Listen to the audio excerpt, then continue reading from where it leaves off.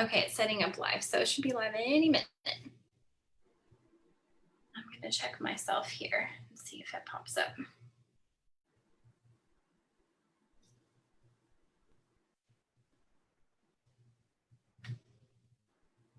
Okay, I see it. Hi, everybody. This is Lori Jean with United States for Medical Freedom.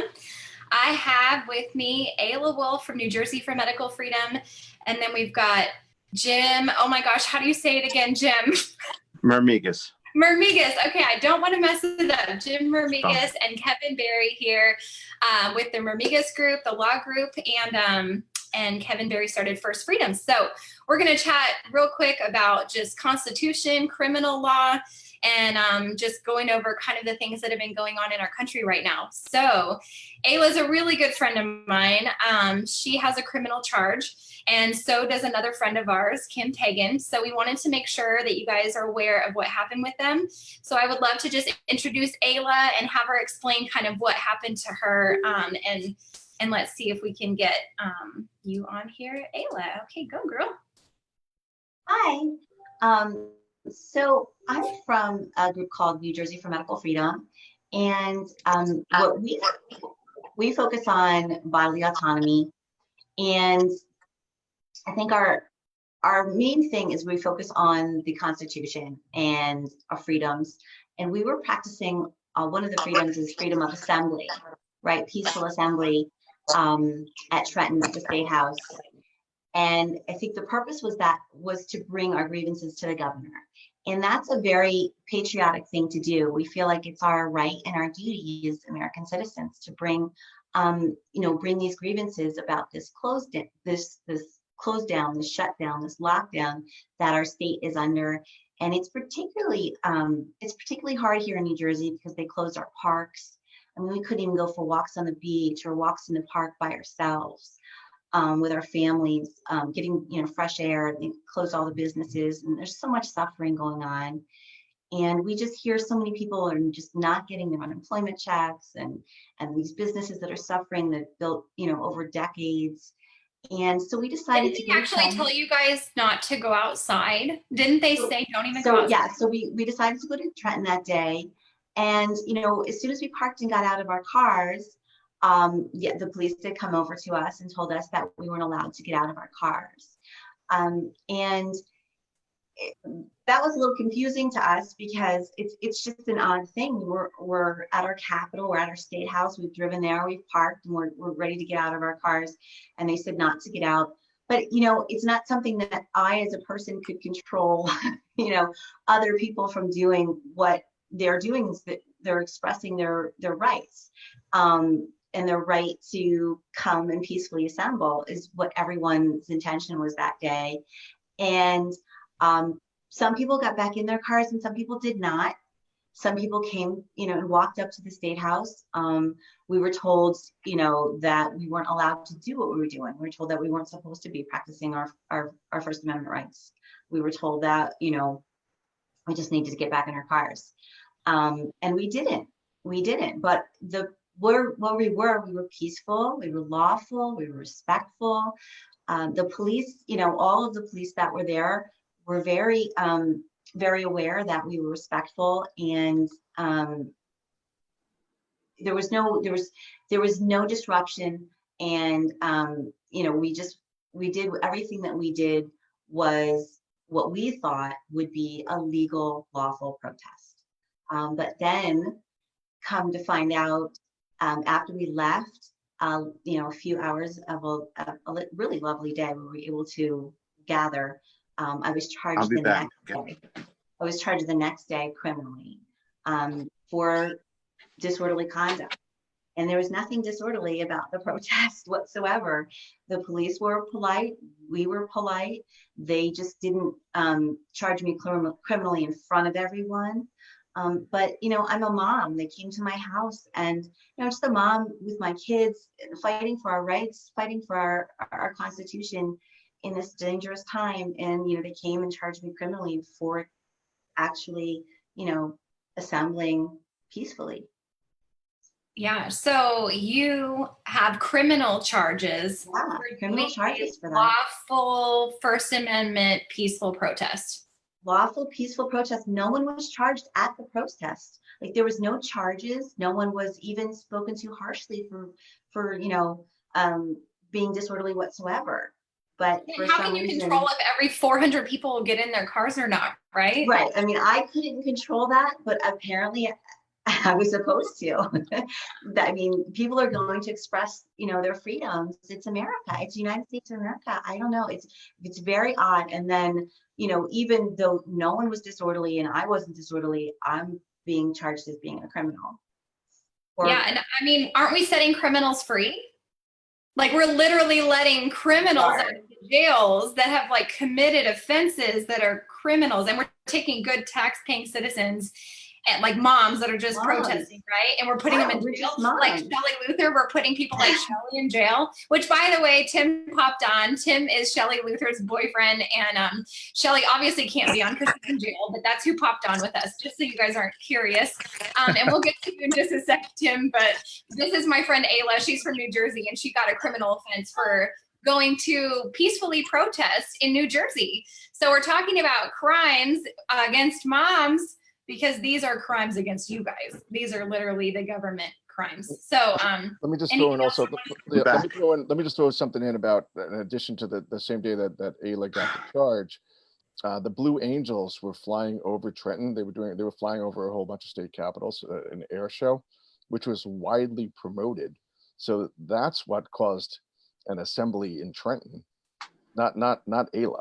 Right, that there were people out in the street. But regardless, no. Ayla organized right. an event. Yes, you have a right to organize a peaceful protest. Yes, I don't. They could have the Yankees there, Bernie Williams singing with his guitar there.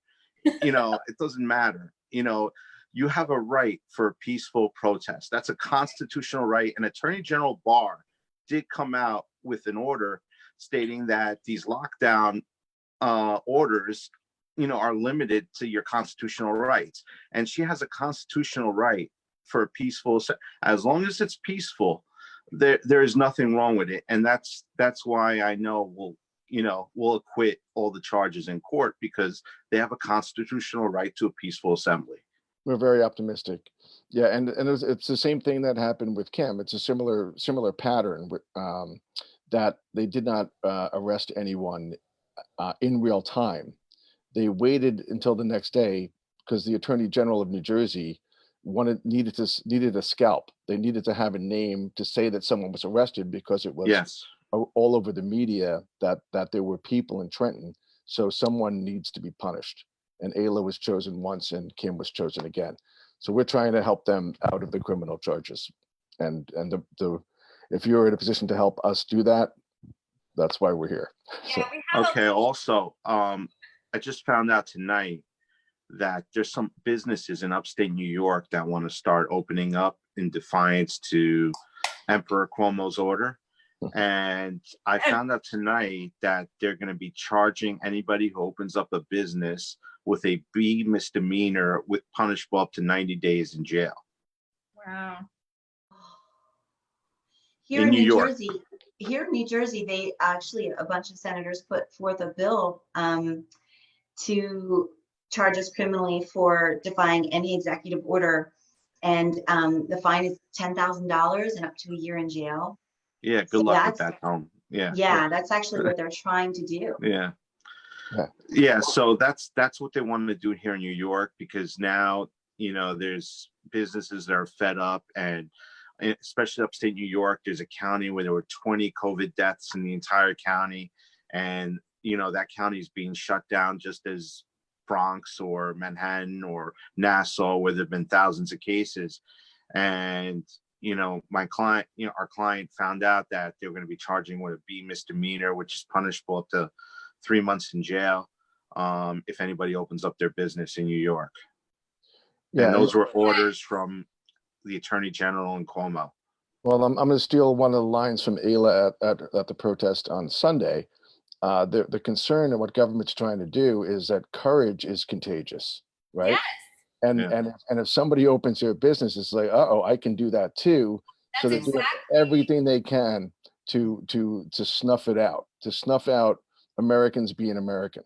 I mean, right? This is one reason we have Tim here, because Shelly is contagious, right? She's in Dallas and y'all are in New York, you're in New Jersey, but still the courage is contagious. And we've been helping business owners open in Texas, despite the 25% rule, or despite the bar owners and the salon owners and things that are told, you're not essential, you're not allowed to open. Which is unconstitutional as well. Absolutely, absolutely. I mean, this is the whole purpose of this message, is to not make people fearful. And that's what I was just going to say. These people on some of these comments already are like, oh my gosh, we could get arrested. We're not going to go protest anymore.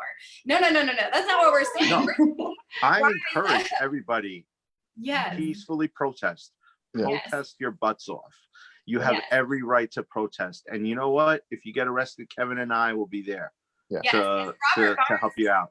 I actually spoke to Robert Barnes at our protest in Austin recently, and he's a constitutional lawyer. I don't know if y'all know him, but he's pretty well known. And he said that the rights are only as good as the enforcing. And so we have to enforce the right. There are rights, and we have to enforce them. We're the checks and balances. We're the ones that have it's funny that you say that, because Cuomo has mentioned a few times that, basically most of the things in his executive order are really unenforceable. He said it. He said it in his press conference. Yeah, I mean, he goes, what am I going to do if 18 million people, go out and gather in a park? I'm not going to arrest everybody, exactly. and he said it over and over that many things, in his executive order are just not enforceable. And the right to peacefully protest is definitely one of them. And, I encourage everybody, go out there, protest. That's, one of the things in, I'll go back to ancient Greece, the leader Solon. One of the things is, if you didn't protest, you would get charged with a crime, because he always felt that protesting was an essential right and an essential right of a citizen. If they dissent with government, or protest. And here, you're not allowed to protest. You're supposed to just nod your head and follow along like a sheep. And we're Americans, we protest. And I encourage everybody to protest. It's your constitutional right. And as long as it's peaceful, I don't see a problem with it. Absolutely. It's definitely, it's your duty. I mean, your rights are only as good as the people who are supposed to protect them. And those are public officials, right? They're supposed to protect rights. And if they don't hear the people who are outraged over these violations of our constitutional rights, if they don't hear the outrage, they won't protect us. We need to let them know that we want our rights, and we want them to represent the people, not make sweeping executive orders that are not even legislated or voted on. And Ayla, I know you experienced this in Trenton, and so did Kim, where the police are reluctant. The police don't want to do this. No one went to the police academy and said, you know what I want to do? I want to write citations for parents doing their First Amendment duty, right? No one went to the police academy saying that that's what they wanted to do. And as you might have seen, it went viral. There was a takedown. A police officer got into a confrontation in New York City, and was pretty physical in enforcing social distancing. So last night, the New York City Police Benevolent Association put out a statement that said the cops, they don't want to be charged with enforcing social distancing in New York. Like, the police don't want to be in conflict with the people. There's a couple people standing outside a deli on a beautiful day. It's not something for the police to get involved in. I mean, crazy. It's just a disaster. New York City is a disaster. Right, but if we don't stand up, people can't get out of there quick enough, man. I mean, De Blasio is, oh my God. Well, and here, I don't want to get started. Yeah, I know. The police for us were so supportive. I mean, they were so supportive. I think every officer came up to me telling us how much they loved us and how much they supported us and how much this was our right, except for the couple there were two that ordered us to get back in the car. The other 40 or 50 were wonderful.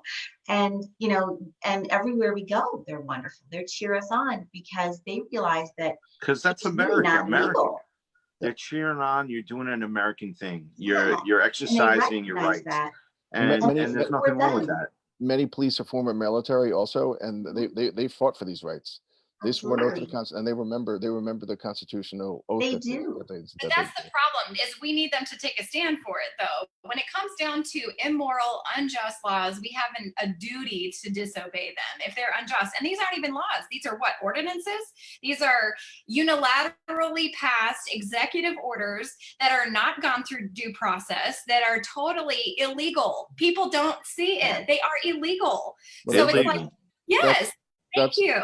That's part of the shape that the legal challenges will take, because it's under the PrEP Act. Like there's a constitutional argument, but also these emergency powers that governors and mayors are using are from something called the PrEP Act after 9/11, which gave powers like for short periods of time if something bad happened, like if there was an attack on the towers, if there was rioting in the streets. It's like you can have emergency powers for 3 days, 7 days, 2 weeks. That's why you're seeing these governors keep renewing it. It's like 2 weeks, another 3 weeks, another 2 weeks, another 3 weeks, because the emergency powers that they're using are supposed to be confined to short periods of time that there was an emergency.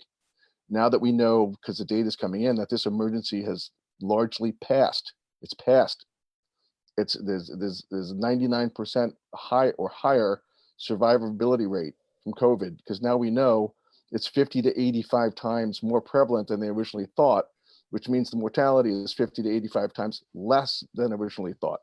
Mm-hmm. And now the news from today, the guy in London whose model said 2.2 million Americans were supposed to die from this. Mm-hmm. It's been there's a math error that you need to divide that by 50.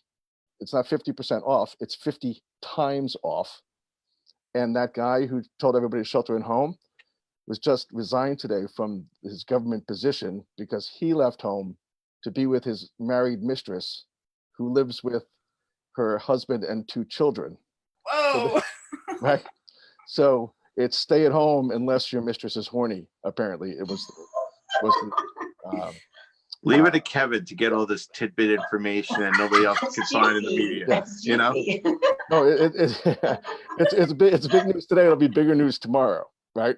But it's just stay at home unless you get a booty shot from your girlfriend, then off you go, right? But we can't walk on the sidewalk. We can't walk on the sidewalk. Yeah. Moms can't walk on the sidewalk without being criminally charged. Maybe they hooked up from 6 feet apart. I don't know. Maybe they. I don't know. Hey, let me just show you the juxtaposition that we're in here in Texas, though. Okay, we have over here. We've got Sheriff Joe Gamaldi. Okay, he's rising up against Lena Hidalgo, who is like a dictator, and she says, report your fellow citizens if they're opening at 100%, or report these people. It's like Gestapo, you guys. And she's set up this Twitter campaign to like literally report people. And he says, no, it's unconstitutional. It's un-American. I'm not enforcing that. And he's like the leader of the Houston Police Officers Union. So he says, who are you going to get to enforce this? He said, we're already down. Like, we don't have enough manpower to even do that, even if we wanted to. It's unconstitutional. It's un-American. So we've got this kind of sheriff, which is what we need all across America right now, is to rise up. But then we have guys in Odessa that go and peacefully protest. Yes, they were open carry, but this is Texas. So they're open carrying on private property, but then they get arrested because that sheriff is on a power trip. He literally comes in with a tank and has an AR pointed at them and, you know, disarms all of them and arrests them. So it's like we've got these really great sheriffs that are like, this is un-American, this is unconstitutional, you know, hell no, we're not enforcing this. And then we've got these other sheriffs that are on this power trip where they're saying, we're arresting all of you guys. And it's like, what in the world of, anyway, that's what we're doing. We have drones here. We have drones in New Jersey, Elizabeth, New Jersey. Just, you know, they bought a bunch of drones so that they could see into people's backyards, whether or not people are socially distancing in their own backyard. So they could fly over through alleys and neighborhoods. Is that a privacy issue? I mean, what if your windows were open and you're buck naked? I'm just saying, like, right? I'm not, but I'm just saying, what if you were? I mean, it's true, right? You think about those things. It's your property. Drones flying over, filming people, telling people to socially distance. It's insane. It's like a science fiction movie, but it's come to reality. Well, and I've seen the ones in Connecticut that take your temperature. They actually will take your temperature and they'll say social distance or whatever. They actually speak to you and they say you need to social distance or something. Well, they have police stops here in New York where they're actually stopping cars and they're, you know, asking to take people's temperatures, whether they're driving on the highway or on a major route or anything. They've been doing police stops here with taking the temperatures, which is totally unconstitutional as well. Well, how are we not out on the streets, millions of us? Like, how is this happening to our country? It's our, and I mean, you guys in California, none of us are from Cali, obviously, but the riot gear in California for the moms protesting, I mean, isn't that excessive? Like, riot gear, really? The 3-5 foot moms. And I'm like, little moms in sundresses. Plus, I know. And then the Marine, though, have you guys seen that video where the Marine calls him out? He's like, I, you know, took an oath to uphold this Constitution. And he's like, this is a gut check. And he goes off on him and he tells him, like, listen, you guys are doing the wrong thing. You're on the wrong side of history right now. This is citizens and citizens. Like, you guys should be on our side. I mean, the state's not going to take a stand for you. What do you think? Newsom's going to, like, really help you out if you need some help? You think Cuomo's going to help you out? Like, no, we're always the ones to bail people out. The private citizens always bail us ourselves out. We are always making the mask because nobody else is doing it. Or, you know, the private sector always comes, you know, push come to shove, the citizens have to stick together. We have to stick together. I think with each passing day, more and more people are understanding how silly this is. And that California closing the beaches is the second silliest thing that's happened. Number one is Murphy closing the state parks. But California's coastline, I was texting some California people, if you're not from California, we all envy that. They have thousands of miles of Pacific Ocean front, and, you know, it's a healthy culture there. It's a sun culture. You know, telling people in the name of health not to go to the beach is ridiculous. It's like objectively ridiculous, and has nothing to do with COVID or no COVID. It's objectively ridiculous. So more and more people, when they see it's ridiculous, when they see that the sky's not falling, when they see that it's not as deadly as once feared, every day as people put those two and two together, and they're watching their bank accounts deplete, and there is a pattern of it's Democratic governors, and I'm a registered Democrat, so I don't want to veer too far into politics, but it's Democratic governors who tend to be the most draconian on this, and Democratic mayors, and they're it seems to me that rant by the Chicago mayor. I mean, she was out of control. It seems to me that they're interested in prolonging the chaos as long as they possibly can. Yes. Right. And when the government officials should be doing the opposite. Like, if there's no need for the emergency powers, stop using them. Yeah. I was also going to point out that, yes, somebody made a graph the other day, and I didn't pull it up by any means, like right now, but it was Democrats versus Republicans and how many people have died in their states. And it said you're 9 times greater likelihood to die from a Democratic state or governor. And it put it over, like, Republicans over here and Democrats over here. And I thought that was fascinating. It was very, very interesting. I was like, oh my, and it's not just New York, of course. It was factoring in all these other states. And I just thought it was very interesting. Like, oh, if you live in a Democratic state over here, you're 9 times greater likelihood of dying. I was like, what in the world is going on? And I know some of these states are not giving hydroxychloroquine. They're not giving, like, certain things that have been shown to work. Vitamin C. I mean, we could do IV vitamin C, y'all. I mean, all these different things, like, get out into the sunshine, but no, don't go outside. Like, you need vitamin D to boost that immune system. So many things. It's whacked. It's crazy. We know people are dying in New York. You know, a friend of mine is a doctor who's been on the front lines, and he received a memo. I'm not going to say who it is, what hospital he works in. He received a memo this week or late last week, that from the CDC that there is to be no vitamin C treatment of any COVID-19 patients. And so, I mean, that was the memo from the CDC, that there's no vitamin C treatments for COVID-19 patients. Meanwhile, I think China used vitamin C in Wuhan to eliminate most of the people that had the disease. So, I'm not conspiracy theorist, but you know, how come, you know, vitamin C is been proven to stop, you know, viruses, and they're not encouraging doctors to use vitamin C treatment. So I thought that was interesting, to say the least. Absolutely. The fact that they're keeping treatments from people, it's like, do they want a negative effect? Like, I'm not really sure what's going on. And my It's doctor friends are saying like, that the hydrochloroquine, hydroxychloroquine. yeah, Mm-hmm. hydroxychloroquine. All the doctor friends that I know saying that it works perfectly. They even got it for themselves. They stacked up for themselves just in case they get COVID-19. So I don't know why, you know, we're not using it. Maybe it's too cheap. Maybe it's, you know, it's not expensive like the vaccine or some other drug. But from the doctors that I know, they tell me that it works well, and it's been very effective treatment, and they don't understand why everybody's not using it. So yeah, and there's Dr. Cameron Kyle Seidel, who's in New York on the front line. He's been saying the ventilators are hurting people. And then they came out with a study that actually shows that 12 New York City hospitals, you know, 88% of them are dying on the vents. Like, I think we have a problem with the treatment here. You know, I mean, we've been pointing at that for weeks. I saw his live, and I think they took him out of the ER too after he did that live, believe it or not. I mean, it's a joke. I mean, what's going on is an absolute freaking joke. I mean, we just need to wake up people. People are asleep. And, you know, most people, you know, oh, stay home, you know, hashtag stay home, hashtag, you know, social distance. I mean, this is all, people are just, people are just, whatever the media is telling them, they're just following along like sheep. And it's a disgrace. You know, there are no free thinkers here. There are no analytical thinkers. Everybody believes what the government, what Cuomo sits there and tells you every day, or what the government, what the media is telling them every day. And it's just not so. I mean, people are just not thinking for themselves now. And it's ridiculous what's going on here in New York, New Jersey, Connecticut. It's terrible. Well, if some of our neighbors and some of our political leaders, if they're gullible enough to buy all of that, that doesn't impact our rights. It doesn't.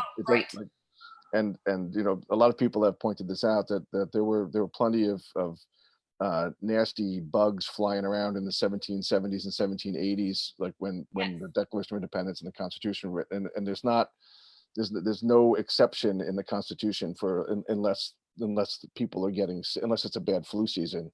You know, there's nothing like that in the Constitution. The rights are the rights. And not at all.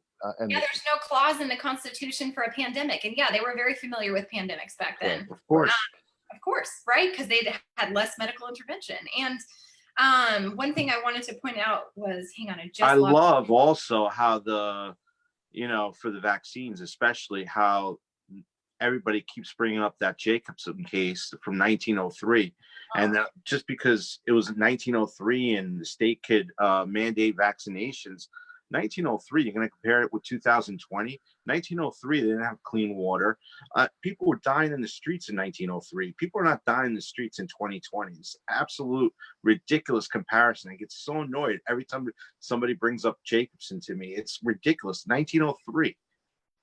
Right. And the fact that it was unconstitutional then, it's unconstitutional today. I mean, they passed something that was unconstitutional. That doesn't make it point to it and say, from now on, this case law is what we should utilize to go forward. I mean, now we have constitutional judges, thanks to Trump, I would say, a lot of federal judges. I've been saying that all along. One of the biggest elections is this election. We need more constitutional judges being, appointed. And that's why they will do anything to eliminate Trump. You might have Ginsburg out of the Supreme Court. You may have Clarence Thomas. These people are going to be out of the Supreme Court, and it's going to be a battle. And we need Trump to win because he's putting in judges that protect families and that protect the Constitution. And that's the most important thing. And that's the biggest reason why I want Trump to win, because of the judges. And, it's a very, very important election. And I think this is all done, this whole pandemic is to undermine Trump. And, I knew they would start pointing the blame to Trump about the coronavirus. Oh, we had 60,000 deaths. It's Trump's fault. He didn't start early enough. And then, and then they'll go back and they'll bring the videos where everybody's calling him a racist because he He stopped all the flights coming in from China, you know, and it's crazy. He can't win. He's like such in a no-win situation. Anything he does gets questioned. It's crazy. I've never seen anything like it. Yeah, you just know, like, and I think that's why we really need to support him, and we need to support these constitutional judges. Like, if we want them to rule in our favor, we need to show them that they have the support of the people to uphold the Constitution. And if we want Trump to make some, make some changes with what is going on right now with this power grab by these governors, we need to show him that the people are behind him. I think it's very important, and that's why we need to speak up. Yeah. Because they need to know that if they do rule for us, that we're there to back them up, that we do want our rights protected. We're not all hiding under our beds, afraid of this big boogeyman that they're putting out in the media, this propaganda. A lot of us understand about the treatments, the correct treatments, and that you don't need to be scared of this virus. Like Kevin was saying, courage is contagious. We all need to be courageous and show people that we can get back to normal. We don't have to have a new normal. And I think, the new normal is just normal. Take new off. New normal is normal. Right. The old normal. The old normal. The new normal is a full Yankee Stadium. Exactly. And every row and every seat. Because my dad was telling me, I was talking with my father earlier today. There was some stadium plan, some football stadium was saying they're going to open up, but they have a plan to only let like 16,000 people in out of 80,000, and you come in gate A from this time and gate B at this time. It's ridiculous.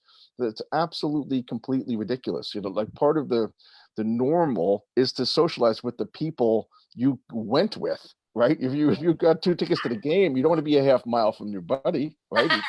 Your father's son, and you're bringing the grandpa, grandson. You're gonna leave your 5-year-old 3 rows away. What are you talking about? No, but you bring up a great point, because these businesses like Texas, for example, is reopening, right?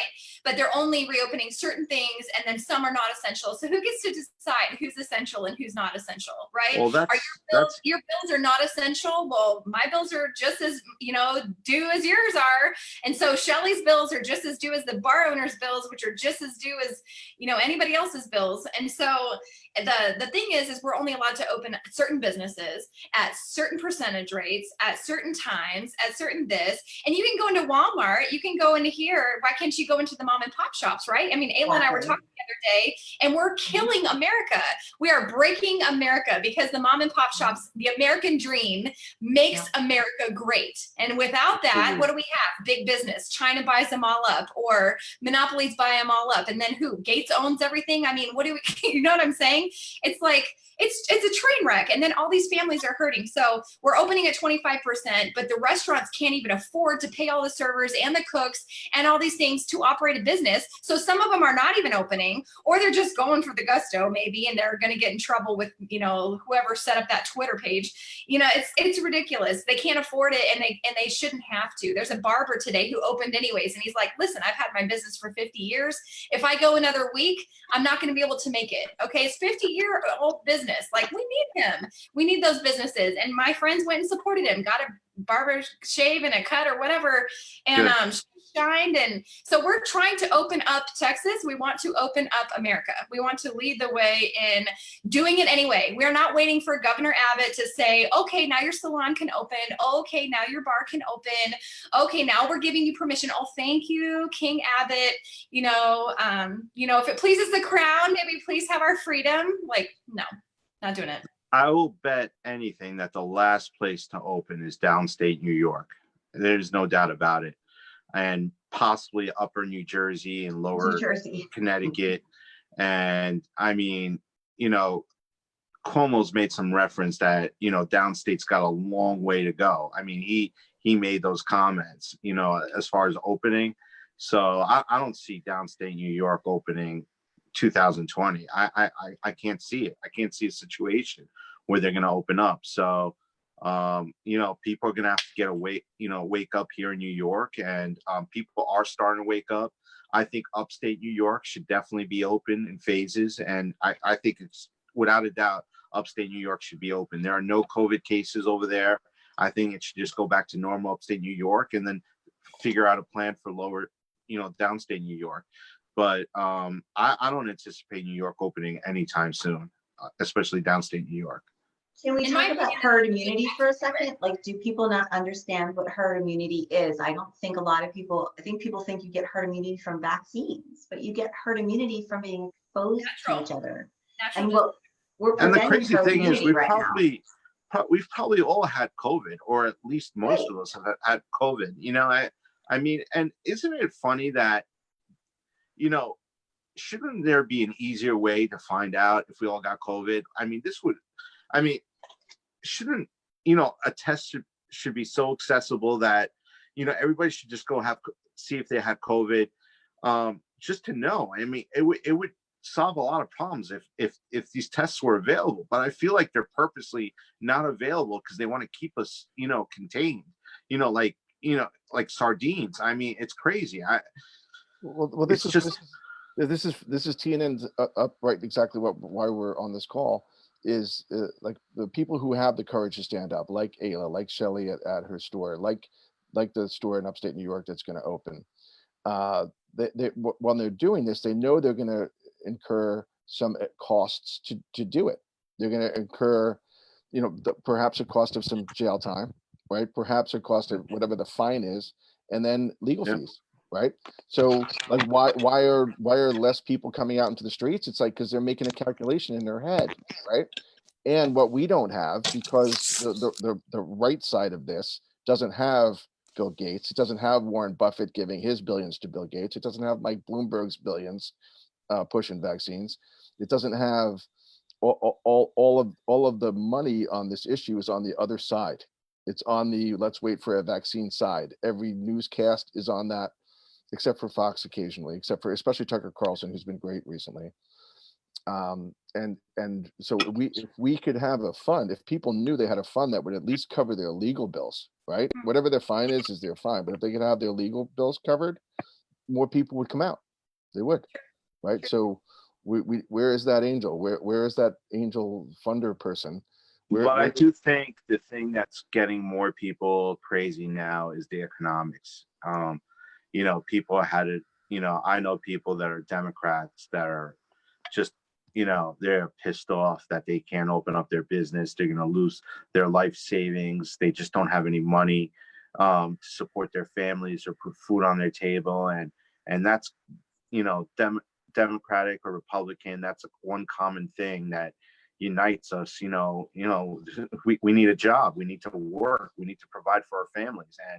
And the people, you know, here in New York, I'm seeing a lot more people that I know are Democrats that are really, really getting pissed off with Cuomo. You know, people that were praising him years ago, and now they just can't stand him anymore. With, you know, they just want to go back to work.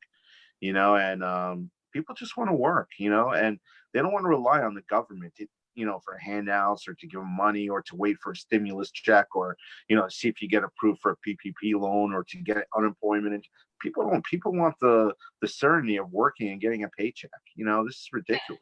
Yeah, I mean, in Texas, we want to work. We don't want to live on the government. And some people won't come into work now because they're living on the government. They make more on the government right now. But that's highly unlike our state. Our state is the 7th largest economy in the world. We're literally huge here. We love to work. You know, we went from the best economy, the lowest on the government, and flip-flopped it. And now we're so dependent, and it's just right back into terrible. It's terrible. And people are literally, though, fighting to try to get back to work, and they're getting put in jail. I mean, they're getting put in jail for trying to freaking work. So with that being said, Tim, what do you want to say about Shelly? Because we had a big day today. I don't know if can you unmute yourself? Because I tried to unmute you, Tim. And I know you're probably trying to find it yourself. Are you still here? Yeah. Well, while Tim's teeing up, can you tell me more about what happened there, Lori? Because I read the news reports, and it said that she was given an opportunity to apologize for what she did, or 7 days in jail. Well, let me just give some background since I know Tim. Tim, jump in whenever. Okay, Tim is Shelly's boyfriend. I don't see Tim. Is Tim here? He was here. I'm not sure. Is he still here? He looks like he's here to me. I'll try to unmute him. Tim, try to unmute yourself if you can. I'm trying myself. He might have stepped away. When he comes back, he'll jump in. Yeah. So anyway, I've been helping Shelly open her salon. We've been there since day one. I was there with the guys who got arrested yesterday. They were helping. I wasn't there where they were in Odessa. However, we've all been at Shelly's shop.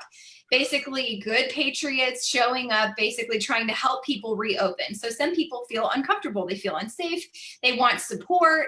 They want just good people. So lots of moms, kids, guys showed up, open carry. Lots of people were concealed. Just all kinds of people, patriots, people just coming to support Shelly's opening.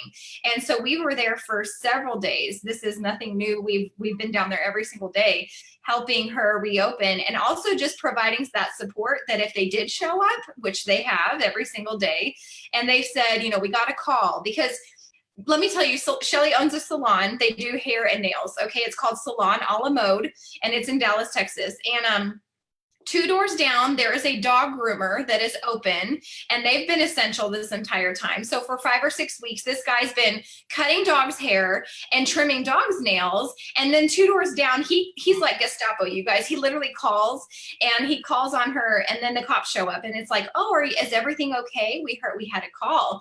So we're like, yes, everything's fine. And for the most part, the cops were, great. They just wanted to, they have to show up. I mean, I get it. If they get a call, they have to show up. And so we were respectful, but we also were there, like pressuring somewhat, a little bit of pushback, like, are you going to obey your constitutional oath? And nothing ever happened. She never got arrested. She would get served here and there from the cease and desist, or she would get served with, disobeying the TRO and all kinds of stuff. So she, over days time, has been threatened to close, make sure you close or else, basically, and she didn't. And so she went to court today, and she had violated the TRO, and this was supposed to be her day of reckoning, right? Her punishment day. So she goes in with her lawyer, Warren Norad, which is great. He's an awesome lawyer. And the judge was a total prick. And I'm not going to lie. He was talked down to her. He talked down to his clerk. He's yelled at the lawyer. I mean, he was very rude and biased. You could tell, very biased, really wanted to hand it to her. And so this is not the end of the story, but she did get 7 days in jail, and she did get a fine of $3,500. But what I was going to say is that he gave her the opportunity right before sentencing. I mean, Abbott had gone live saying salons are going to open sooner, because of the pressure that Shelly has provided and that we have, the people rising up have provided, is making a difference. It's not doing nothing, you guys. It actually got them open 2 weeks sooner than they were supposed to. So it's working. It's just, we still don't want to wait for them to give us permission, right? Oh, good. You're back. Can you talk? Yeah, I can. I'm sorry. There's a lot going on tonight. So anyway, sorry about that. You're good. So I was just explaining that Shelly, basically got us up to today. So you take it from today. I just told him that we've been there every day of this week. We've been supportive. She's been served, all these things, and then right. And then she would do punishment. So and I apologize. The dogs are all barking. It's crazy time here at the house. So today we had a hearing to decide what her sanctions were going to be for not adhering to the TRO that was issued for her to basically stop running her business. And the judge found her in contempt of court, and then decided to wait while Governor Abbott had his press conference today and discuss more reopening of Texas. And one of the things Shelly had been instrumental in over the last several days was talking with Abbott's task force about getting salons reopened. Cosmetologists, stylists, and those people spend 1,500 hours in their training regimen learning about hygiene and sanitation. And so they're there along with doctors and nurses when it comes to understanding the type of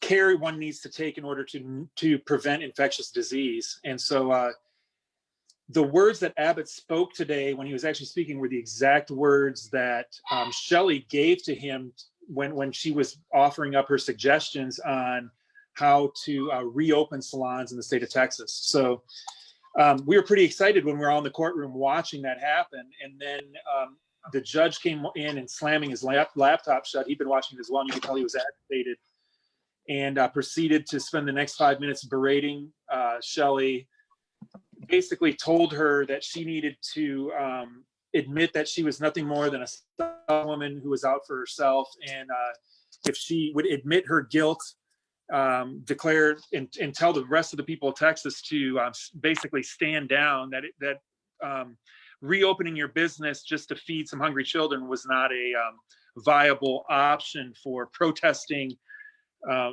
these so-called ordinances that are in place. And basically said, if you don't want to bow down and kiss the ring, then you're going to go to jail. And her response was, if feeding starving children or hungry children is more important than or is less important than this TRO, then I'll accept my fate. And so he sent her away to jail, no bail.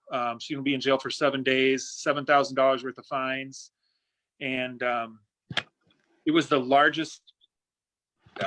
biggest farce of a hearing I have ever seen. I've spent some time in court, so was really, really disgusted to see that a judge would be so political and be so prejudiced before the trial even began. Barely gave her attorney any time to speak, and wanted to instruct Shelley at the end with a lot of sort of judicial prejudice without hearing from the defense at all. Yeah, it was shocking. And how he treated her and how he talked to the lawyer. He was like, sit down, I am not done speaking. Like, he was angry, and he had it out for her. Yeah, absolutely. I mean, it was a circus in there too, because the court reporter was not in the room. She's doing it via Zoom. I know. And she would say, I didn't hear you. And he was rude to her. He was rude to her. He was like, oh, for the third time, I'm telling you this. And she's like, I'm sorry, you were muted. Like, what a shit show. I'm sorry. I know. It was awful. And, Warren Norrid, her attorney's pretty fired up. He's been in that court several times. And this judge, Moye, is not known for being very partial to begin with. He also pulled a gun on somebody on the Dallas North Tollway several years ago because he felt threatened. This guy's not very stable. Not stable. But he's up for election this year. He's a Democrat in a very blue Dallas, and I think he's doing what he thinks is best for his own political career. And unfortunately, then Shelley gets caught in the crossfire. Yeah, she's good. She's good people. Well, we're grateful that she didn't stand down. We're grateful that she didn't apologize, that she didn't admit to being so selfish to try to provide employees with their jobs to feed their families, as well as you guys have a house, you guys have a life, and hopefully we can all get back to it. And now that they're opening this week, it's just like, for what? You need to take her to jail for 7 days for what, right? Right. And what's also crazy is that the very people she's advocating for, all these stylists and estheticians and cosmetologists and whatever, the salon owners, half of them were trying to turn her in the whole time she was open. They're messaging the Texas Department of License and Regulation, hey, this woman's open and she's operating illegally and she doesn't represent us, and how dare she do all this. She was able to get salons open 10 days earlier than what Abbott was initially planning. And these people are still tonight, they're like actually celebrating on the PDLR website. Oh, she finally gets what she deserves. And they don't want to take the time to understand that they could still stay closed till the 18th if it hadn't been for her. Oh, absolutely. And I mean, that might make or break somebody being able to stay afloat. Like the barber guy today in Houston who opened, he was like, I can't make it another week, and I've been open for years. So he's like, right. He's just going to do it. And he doesn't want to wait for Abbott's permission, of course. And that's what we've been encouraging, is people just open up. We're going to open up Texas. We're just going to do it. We the people. Like, if we had hundreds of thousands of us doing it at one time, they can't cite and arrest us all. Okay, let's just be honest. So, no, I mean, and that's where we were at. And people say, oh, well, you didn't save enough money, this or that. So the salon, it's a very large salon. It's $4,000 rent. There's utilities, things, everything else. Our mortgage is due. We rescue animals. We have 9 horses that are rescues right now. Their feed bill's quite enormous. I mean, there's our health insurance is up. Our car insurance is due. All these things are all going to hit on May 1, right? So on April 24th, Shelley says, hey, we need to open. Otherwise, we're going to not pay something. And we can't afford to miss a second mortgage payment. We can't afford to not pay our health insurance. I don't want to lose the salon. Yeah. And one other thing I'll throw in there, I know I'm taking a lot of time. There was a woman who saw that Shelly was open. She lives in Midland, Odessa, which is several hours to the west of Texas. She's a stylist. She had not eaten herself for nearly a week so that she could feed her kids. She was out of money. She saw Shelly was open, called Shelly and said, "Can I come work for you?" And Shelly said, "Of course." And she did a couple underground here people to earn a little money so she could put gas in her car and come work. Brought her kids and staying with a friend so she could work with Shelly and earn some money. Now tell me how that's wrong. A person who's she's at the very end where she's starving her kids. She's not eating. Yes, she's not eating. And that judge is going to try to tell us that whatever his ego is more important than this poor woman who's just trying to feed her children. Luckily, I mean, I can afford to lose a few pounds. It's not like we're starving here, but we were at the end of, we're going to lose something. And, I think there's a lot of business owners that are in that same position. I know a lot of small business owners around here that are aggravating. So aggravating to hear this. Yeah. And I mean, that 10 days could make or break somebody. That's what I mean. It's just like that, that stylist, they might be in that position within the next 10 days and they're so grateful that they can open 10 days sooner, or today, tomorrow, do it yourself. I'm just saying, and it's so funny because Abbott asked her, right? He was like, "So what can we do to open salons?" And I'm like, just tell them to do it like she did. I mean, right? Right. I mean, you don't need to put her on a task force. You need to just, she's just encouraging people to just do it. And a lot of people have followed suit, not even just here, of course, like we've heard of several locations and bars and lots of places, but also in other states. I've heard California, lots of people are encouraged by Shelly's story. So it's really exciting. Yeah. And Yeah. Kim, thank you for sharing the story. And I used to own small businesses myself. And I've read the news reports about this case, and that she is the best of the type of small business owner that you want. That every time she's speaking in the media, she's talking about her employees. Mm-hmm. And it's because the same thing the same pain you're feeling, so are all of them, right? And they're looking at her as the leader. She's the leader, right? She's Right. got 19. And what if after all of this you can't get your best employees back, right? Exactly. People can leave the state. They move back in with their parents because they had to if they're young. There's so many layers to this that can be solved so easily. Just open the state. Yep. Mhm. And there's people who will stay on unemployment because they actually make more than going into work right now, which is another whole problem. And Not new normal. Normal. Let's go back to normal, not new normal. Exactly. Right. I think it was, Dennis Prager, we were listening to some people talking about her, and he said, I'm going to say that he said it, and if I'm wrong, somebody will correct me along the way, but he said something along the lines of, it's not that I'm afraid of dying, I'm afraid of not living. yes. And I mean, I think there's a lot of people in this country right now that are at that point. We're week 6 or week 7 of our lockdown.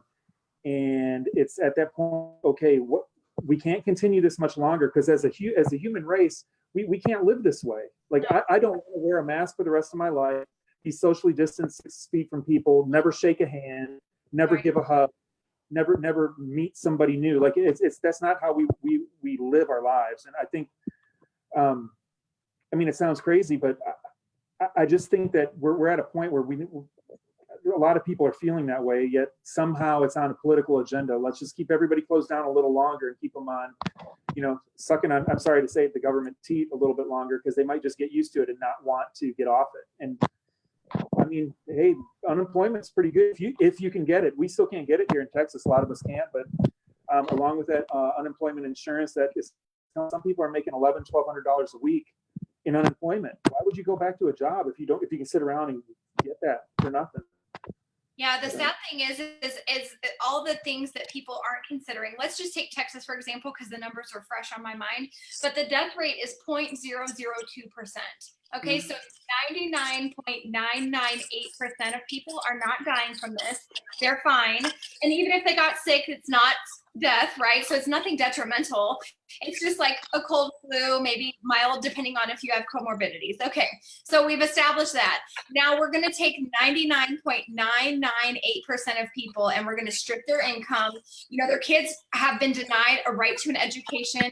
We have now taken away, people's ability to connect to touch. Like those are important things, like psychological things that we haven't even seen the devastation that we've caused by all of this. But, you know, suicides are on the rise. I found out the other day that a friend's 12-year-old son died, like hung himself. Like, you know, I mean, it's just horrific. Like the sexual abuse, the child abuse, the domestic violence, the divorces are on the rise. People are committing suicide. Doctors are telling me they're prescribing, you know, stress and anxiety meds like never before because everyone's so freaking stressed out. You know, the things that businesses failing, you know, all these different things going on in society besides coronavirus, we are literally causing for the 99.998% that is happening, let alone for the 0.002% that you may or may not even get to be in that category because you may or may not get this. Right. Well, and like, you know, so I have a 10-year-old son who's doing online learning, and the teachers are doing an amazing job with that. But I ask him, you know, I sit with him sometimes and look at his work and talk with him. He's 10 years old. This is the time he's supposed to be learning how to socialize himself. And now he's just having to do everything through a screen. And, you know, I think part of the problem we have now as the society is we all sit around on social media and talk through a screen and do a lot of things and say things that don't really, we would say to somebody in person. And my son's now learning to act that way because he's not socializing with people in a face-to-face manner. He doesn't have hands-on instruction. He's a black belt in Taekwondo, but hasn't been able to go to a class. They're doing it via video. You can't study things like martial arts or take music lessons effectively over a long period of time through video. And, you know, I asked him the other day, hey, do you miss your friends? And he didn't cry, but there were tears in his eyes. And man, that makes me hurt for him. I know when I was 10-year-old, my friends were everything. So he's 10 years old and he's married to a computer screen half the day. That's a tough thing. It is. It's super sad. It is very sad. And I think it's hopefully something we can rectify. You know, I mean, I know it's already like that, socialized social media and everything and texting and like kids and these days and screens. But I mean, we're only making it worse. We're making it right. I'm like, you know, get outside and play, but it's the same. I'm all of a sudden teaching school. Like I'm not a school teacher. Okay. I went to get a different degree that was in psychology. I wanted to do LPC work. Now I'm in nursing, but it's like, I am not cut out to be a teacher. And so I'm home teaching my kid. I've got my 2-year-old screaming. We're potty training. I mean, it's a train wreck, but it's like, we're just making the best of it. And they're trying to, you know, provide these things and do stuff, but I'm not used to this either. And my kid's crying. She misses her teacher. She misses her friends. She misses her life. And I'm just trying to fight for freedom and get back the America I grew up with, right? I want them to have freedom. That's why we're here. And look at the difference. Like, look at the difference Shelly made. She's a hero. She made a difference. She got the word out, and they're opening sooner. Like, that's what the message is here. We did the same in New Jersey. I mean, it wasn't as dramatic because we weren't dragged off to jail, but criminally charged. But we went to the governor's neighborhood and we filmed people at his park. We filmed people playing tennis at his tennis court across the street from him. We filmed people playing basketball. And his park was open. The rest of New Jersey, the state parks were closed, but the governor's park was open right down the street from him. His tennis court was open right across the street from his house. You know, people were picnicking. His marina was open. Everyone was on their yachts partying. While he was on TV, the exact same time saying, everyone stay home. There'll be more beautiful days of spring. His entire neighborhood was out. Hundreds of people, no masks, no socially distancing, nothing. We filmed that. And we said, you know what? We're going to open the parks. We're going to open these parks. Our kids need to go to the parks too, not just your kids in your neighborhood. You know, our kids do. And he said that we were a very long way from opening the parks. And then after our protests and the videos, he opened the parks. He did. He opened the parks. He announced it the day after you got your charge. Yeah, the day after I was charged, he opened the parks. Right. The protest that Ayla was charged at was a Tuesday. That was for on the Wednesday, Murphy announces he's opening the parks on Saturday. Mm-hmm.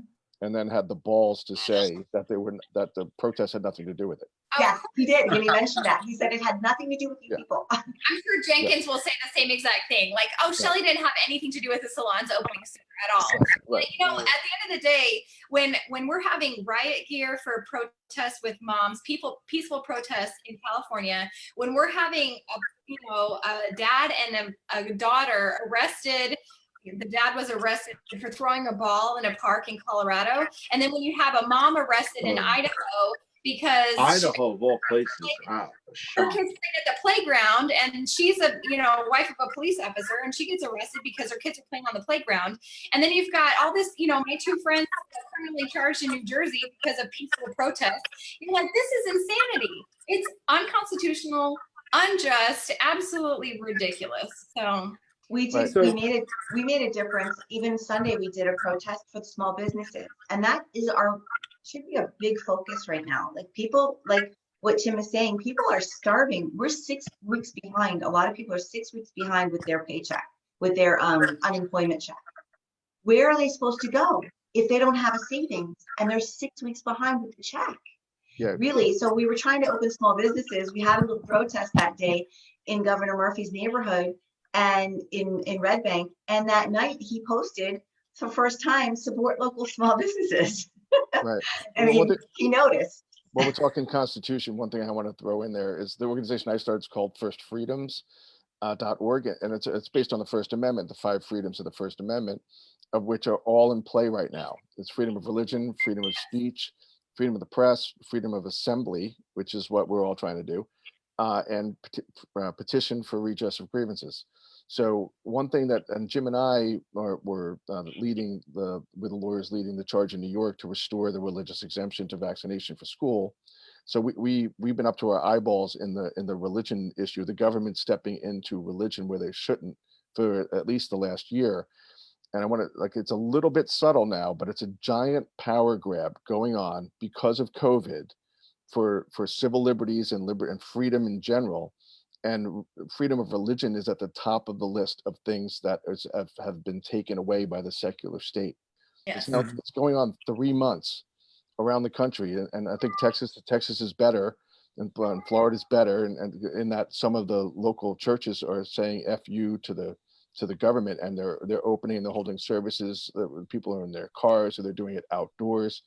But that's a very dangerous precedent. That's never happened in this country, where the secular state is closing churches.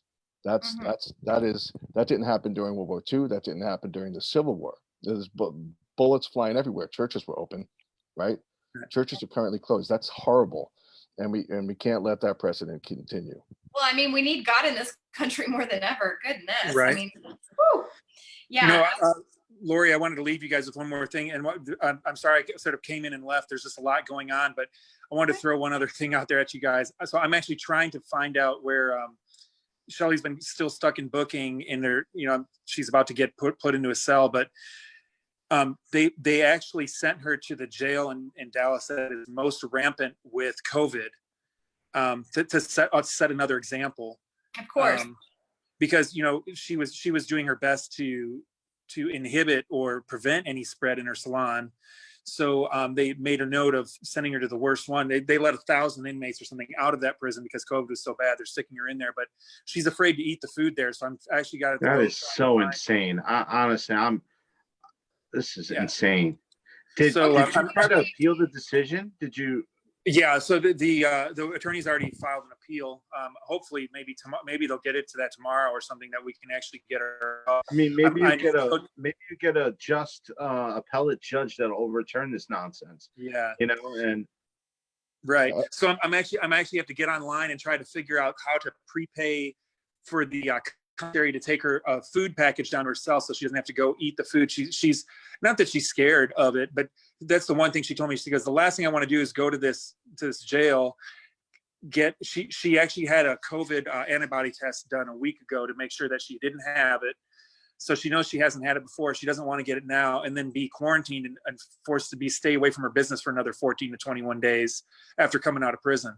So that I've got to log off and go try to see if I can figure out how to get the commissary to send her some food down there that's packaged rather than eating from the rest of the jail. But I mean, it's crazy. I'm still sort of beside myself that they would even do what they were doing, but hey. I know you guys have a GoFundMe. Do you need anything? Do we need to help you guys do that? So the GoFundMe is amazing. Shelly, when Shelly, the last couple things we talked about, she said, hey, I think there's about 20,000 in this GoFundMe. Make sure Warren, who's our attorney, gets paid and we get the fines paid. And if there's anything left over, buy me some food in the commissary. I just logged in did a Facebook Live video before I logged in with you guys. The GoFundMe's at $107,000. Oh, praise God for that. Okay, great. So that's amazing. I know that any money that's left over, she's going to use to help somebody else. But I know that we're trying to raise money for Kim and Ayla because they have criminal charges right now. So that's another thing we got to do. Absolutely. So, hey, Lori, if you could share their information with us, we might be able to help them with that. So, yeah, I know Shelly would have that in her heart, because it's from the very get-go. It's been about everybody else and not her. So, hey guys, thank you so much for having me on. I need to go try and get her fed. So, all right. Well, Good luck, Shelly. Tim. Good to meet you, Tim.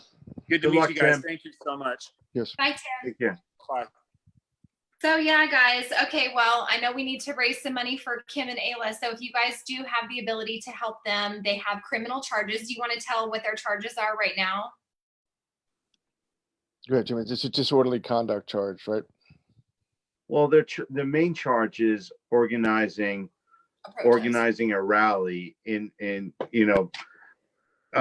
organizing a rally with a total disregard of an executive order for not following the executive order. That's the main charge, not following the executive order of Governor Murphy and organizing this constitutionally protected rally. So that's the charge. And so why won't they throw it out? They're just gonna make an example out of them, or what's the scoop? Well, the initial thing with Kim was strictly for an example. I mean, I was talking to the prosecutor, and really she wanted no part of this, and they just threw her name out. And not only that, I mean, she's a school teacher, she has a family, her husband's in the military.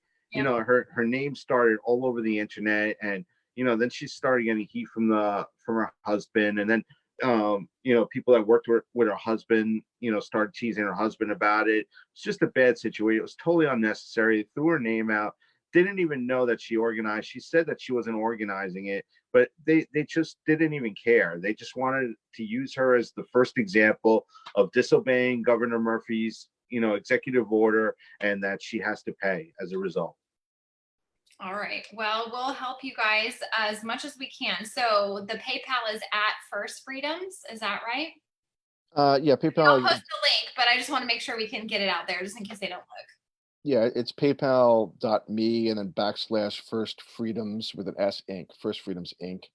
And Venmo is at First Freedoms at First-Freedoms. Okay. And also, and then the link, and also just to check to Jim's, if people don't want to do it that way, they can just send a check to Jim's firm too. And because we've got people all over the country, just a real quick story, a guy in South Dakota who's a trucker, he was declared a public nuisance by his town for going to the Dollar General store because he had tested positive for COVID, even though it had been a week and he was fine. He had 3 bad days of a cough and then he was fine. The town didn't even tell him he was arrested.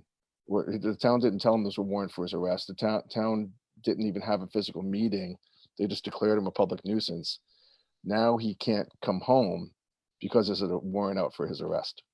Oh my goodness. And that's there's so many pieces to this too, because in the flu shot, they put coronavirus in it. And so it's like, did you test positive because of that? I mean, there's so many different things. Oh my goodness. But that's where we could use financial help for people, because I'm not licensed in South Dakota. Neither is Jim. We're both in New York. But I'm working with local counsel in South Dakota who can possibly, just because these things should go away with a phone call, right? Unless you got to have a prosecutor trying to make a name for themselves. And that's unfortunate, because I think some of these prosecutors are trying to make a name for themselves, right? Like, I think as Tim or you might have mentioned, that this judge is up for re-election and thinks it's a good idea to throw the book at Shelly, right? Right, The absolutely. Right. So we have to be careful of prosecutors with political ambitions and judges. Well, yeah, Jenkins is he definitely wanted to make an example out of Shelly for sure. And he is not even the one who was the judge today. It was Moye or something, but he had it out from her from the beginning. You could tell. Well, I hope the Texas voters let him have it. Here right? in New York, what we're up against. We have Emperor Cuomo. We have the Assembly and the Senate, both Democrat, heavy Democrat. Then we have all the judges that are appointed, they're elected, but then if you want to go to the appellate division of the Court of Appeals, It's appointed by Emperor Cuomo. So we're 0 for 3 here. We don't even have any checks and balances in New York. So, I mean, Kevin and I, we filed these religious liberty lawsuits for vaccines in various counties all over. And every time we filed a lawsuit in a county, they got a $10 million grant from Cuomo. The county would get a $10 million grant. We filed one in Steuben, $10 million grant. We filed one for the Amish, $10 million grant. I mean, it's ridiculous. The corruption that's going on here in New York is just absurd. And there's no checks and balances. And, you know, everything is Democrat. And, you know. But what happens if the people don't rise up? Do you know what I mean? Like, what happens then? Well, I think some people are starting to get awake, but we still need to do a better job here in New York of waking people up. Well, I think economically, people are starting to feel it right now, and you know, and they're really pissed off. I agree, and I think the political leaders are starting to smell that there's a problem in the air, right? And I think that's good news. And what we do need more people to step up. We need more businesses to open. We need more people to turn up at the protest, right? Yes. And you know, in Trenton in December, and Ayla was part of it. You know, there were thousands of people in Trenton, and like the legislators couldn't hear themselves think. I was in those. I was there. I think that was the most inspiring thing in Trenton. Yeah. Seeing them, you know, shake the Capitol building. I mean, the Capitol building was shaking. It was great. That I'm so proud of because, you know, we started in September, our group, United States for Medical Freedom. And we actually, the heart was to join the states to start to fight for each other. That's the whole point, is to start to unite, because I felt like human rights and pro-life and pro-choice and Democrats and Republicans and everybody needed to come together to fight for freedom. And now it's turned into not even just medical freedom, right? It's turned into freedom, like period, like 1A, 2A. I mean, all of it. We need everybody. Right. And this it's really deep. And we're starting to forge relationships with a lot of these people. It's awesome. So it's really good in some ways, because it's caused us to really unite together quickly. And then our group, we called to action. They said that they have never had 10,000 phone calls on issues like that before. And we encouraged people from all across the country to call New Jersey in Trenton. And then we encouraged everybody to show up, and they did. And there was 10,000 people or more, or whatever it was. And I loved it. It will always hold a special place in my heart. Of course, it was a beautiful thing. So, but yeah, that's what we want, is for people to unite and to come together. And if we were out there in mass, and you were opening your businesses, your small businesses en masse, then there's not a target just on any one person's back, right? It's like everybody, I mean, they're not going to cite and arrest everyone. So clearly that can't happen. They may try to make some examples out of those, or leaders, or whoever it is, but we need to do it. We need to push back, because we are the checks and balances now. We are enforcing our rights. We are holding their feet to the fire. And I think you're right. I think you're right. What just happened with Shelley was very political. The thing that jumped out at me is that the judge didn't let her attorney speak. You know, that's an indicator that the decision was in beforehand. Yeah, well, he let him speak a little bit, but then he wanted to stand up and say something else, and he told him to basically sit down and shut up. I mean, what did the attorney bring up? The first thing I would have brought up is why can the dog have their hair cut and not the human? I'm sure he did. I was right outside, but we missed some of the live streaming. There was a whole lot going on. But yeah, I mean, we've brought it up so many times, like, well, why are they essential and these people aren't, you know, and you know, who gets to decide who's essential anyways? And my bills matter just as much as yours, just as much as theirs. Yeah. And they have things to pay. They have mouths to feed. They have kids, you know, like that stylist. I've met her. She was crying. She literally did not eat for a week. Yeah. She didn't eat food. And you're like, oh my gosh, we literally bought groceries. We had friends of ours drop groceries off at her little salon station just because we felt bad for her. But, and it wasn't me, it was a friend of mine. But I'm just saying, like, we need to rise up in this country, and we have to do something. We can't just sit around and expect somebody else is going to do it, or a keyboard warrior is like, no, we need your bodies. We need you to show up. We need people. Like, right. And face the consequences. If there's a little bit of pain to it, life's not supposed to be easy. And that was a great conversation I had with this very good writer and speaker, Father Michael Copenhagen from Rochester, who's been very active on the religion issue. And he was telling me in Trenton, you know, that faith is supposed to be hard. you know, that faith is like it's not supposed to be right. And the same thing with freedom, like the famous Thomas Paine Oh yeah. quote, you know, that freedom is sometimes it's a cost a dear price. You have to pay a dear price for liberty, right? So Shelley's paying a price right now. We're gonna hopefully Ayla won't have to pay a price that high with her liberty, but she is facing a criminal charge. So is Kim, and hopefully we won't have a prosecutor, or hopefully we won't even get in front of a judge except to rubber stamp an agreement with the prosecutor. That's the goal, right? But if we get a grandstanding judge, you never know. So we need as much help as we can get. Yeah, so we'll post a GoFundMe link for Ayla and Kim to help them out.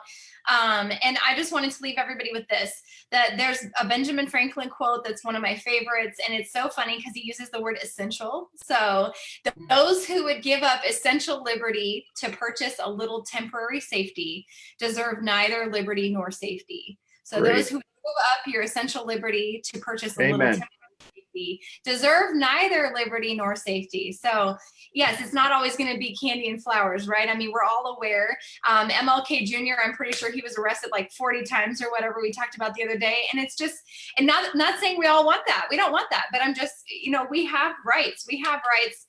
And they are the ones that are committing illegal acts by passing unilateral laws that did not go through due process, that stripped us of our rights. And that is illegal. And so Absolutely unconstitutional. Yes, unconstitutional. It's unjust. I mean, we Pretty have much 80% of those executive orders are unconstitutional, at least. We have a duty to disobey unjust laws. We do. We have a moral obligation to disobey unjust and unconstitutional laws. And so I just wanted to encourage everyone today. Hopefully, if there's anything else you want to say, Ayla, I know you haven't talked a lot. You jumped off and back on. So go ahead and say whatever you guys want to say to end. I agree. I think it's our duty and it's our honor as United States citizens. I mean, we were raised in school with this idea of freedom in our hearts, and liberty pumps through our blood. We come from the founding fathers, where, you know, we created this beautiful institution of democracy, and it took 2 centuries to build, and we could be destroying literally everything we've built for the last 2 centuries within a couple months of this virus. It's just unimaginable that my children would grow up in a world where they don't learn what liberty is, what freedom is, and how actually legislation works, and how laws are supposed to be built. And that they might think that if they get used to this, they'll think that maybe laws are just handed down from an emperor, from you know, a king in a kingdom, you know, who's just not even they're not even consulting legislation. They're not even consulting. They have their own commissions that they're using to create these orders that are non-laws, that are anti-constitutional, they're non-constitutional, but somehow that could be the new normal for our children. Maybe it won't be the new normal for us because we weren't raised that way. But what if our children are raised like that? It can be the new normal for them to think that this is normal for a governor to just shut down arbitrarily everything and tell you to stay in your home with no rhyme or reason, really, and no scientific proof to back any of it up. Even if just do that for 99.998% of rate, what are they going to do if anything ever came that was 80%, 90%? That's a precedent. It sets a dangerous precedent for the future. Absolutely. And not only does it set a dangerous precedent for the next thing that comes along, but it sets an ideal, an ideology in our children. They're watching this. Yes. And they're seeing their parents. Are your parents standing up? Are your parents standing up to the tyranny? What kind of example are you for your children right now? And I know that they're watching with a keen eye, and they're scared, they're apprehensive, and they're seeing this whole new. This is historic.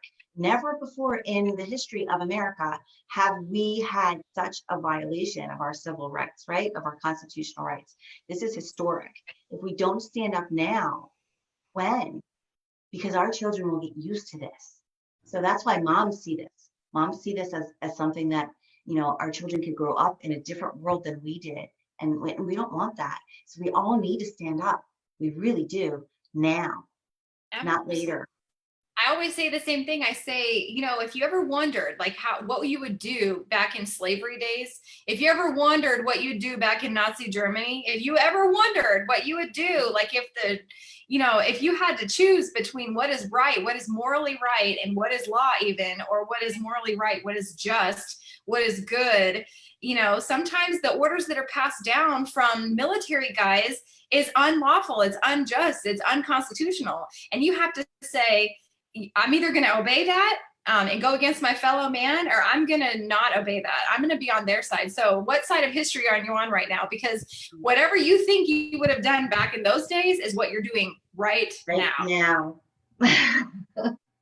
So I agree. And one thing I would want to say at the end is what I've already said is resist the new normal and let's get back to normal, just plain old normal, social normalcy as soon as possible. And be brave. Courage is contagious. That's what we contagious. Right. Courage is contagious. And Courage is contagious. Not taking your temperature. I know some people who are working in office buildings in Manhattan right now, like who are like skeleton crew and some media operations. They need to get a temperature scan to enter the building. Right. That should not be a new normal. Like contact tracing cannot be a new normal. No, hell no. We don't want. We live in a free country. We don't want to live in a surveillance state. We don't want to live in a police state. We are not China. And correct. Well, we're headed in that direction, which is mind-boggling. Yes. And people, like, literally, there a lot of people have are in panic mode, and which maybe made sense 2 months ago. It doesn't make any sense now. Yes. I actually wanted to capitalize on what you just brought up because there is a new federal bill that's been put forth, and I wanted to tell everybody about it. I told, so it's federally HR 6666. If that doesn't tell you something bad is not good. Oh no, that can't be true. It is true.